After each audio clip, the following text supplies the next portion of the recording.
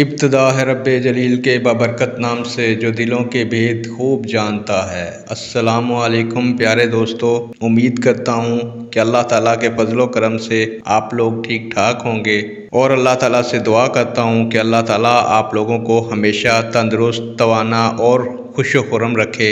आज की वीडियो का अनवान है कि माह मुहर्रम की अहमियत क्या है और इस महीने में कौन कौन से अहम वाक़यात पेश आए और इस महीने में हर मुसलमान को कौन कौन से काम करने चाहिए और इस महीने का नाम मुहर्रमुल हराम क्यों रखा गया। उम्मीद करूंगा कि ये वीडियो आपके लिए फ़ायदेमंद साबित होगी और आप इस वीडियो को दूसरों तक पहुंचाएंगे, इस चैनल को सब्सक्राइब करेंगे। बढ़ते हैं वीडियो की जानिब। दोस्तों, इस मुहर्रमुल हराम इस्लामी साल का पहला महीना है। इस माह को मुहर्रम इसलिए कहते हैं कि इसमें जंगो कताल हराम है। यक्कम मुहर्रम को सैयदना हज़रत उमर फ़ारूक रज़ी अल्लाह तआला अन्हो की शहादत हुई, जबकि 10 तारीख को वाक़या करबला पेश आया, जिसमें नवासाए रसूल सैयदना इमाम हुसैन रज़ी अल्लाह तआला अन्हो ने जामे शहादत नोश किया।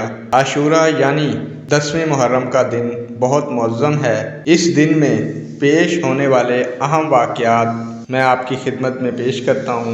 दोस्तों, इसी महीने में हज़रत आदम अलैहिस्सलाम की तौबा कबूल फरमाई गई। नंबर 2, हज़रत यूनुस अलैहिस्सलाम की कौम की तौबा कबूल फरमाई गई। नंबर 3, हज़रत ईसा अलैहिस्सलाम की पैदाइश हुई। नंबर 4, हज़रत इब्राहीम अलैहिस्सलाम भी इसी महीने में पैदा हुए। नंबर 5, बनी इसराइल के लिए दरिया फाड़ा गया। नंबर 6, हज़रत यूसुफ अलैहिस्सलाम को कैद खाने से रिहाई मिली। नंबर 7, हज़रत यूनुस अलैहिस्सलाम को मछली के पेट से निजात मिली। नंबर 8, हज़रत सुलेमान अलैहिस्सलाम को बादशाहत अता फरमाई गई। नंबर 9, हज़रत याकूब अलैहिस्सलाम की बिनाई वापस आई। नंबर 10, हज़रत मूसा अलैहिस्सलाम इसी माह में पैदा हुए।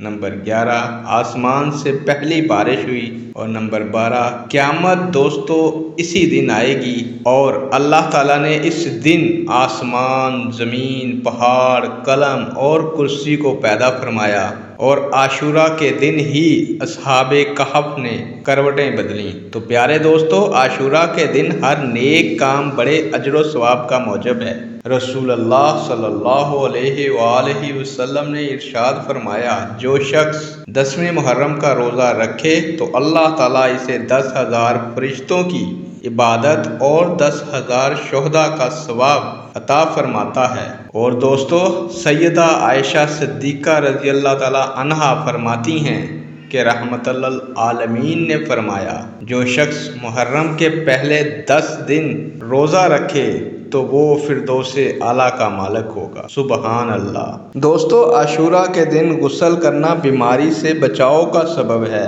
नबी करीम सल्लल्लाहु अलैहि वसल्लम ने इरशाद फरमाया, जो शख्स आशूरा के दिन गुस्ल करेगा तो सवाए मौत के किसी लाइलाज मर्ज में मुब्तला नहीं होगा।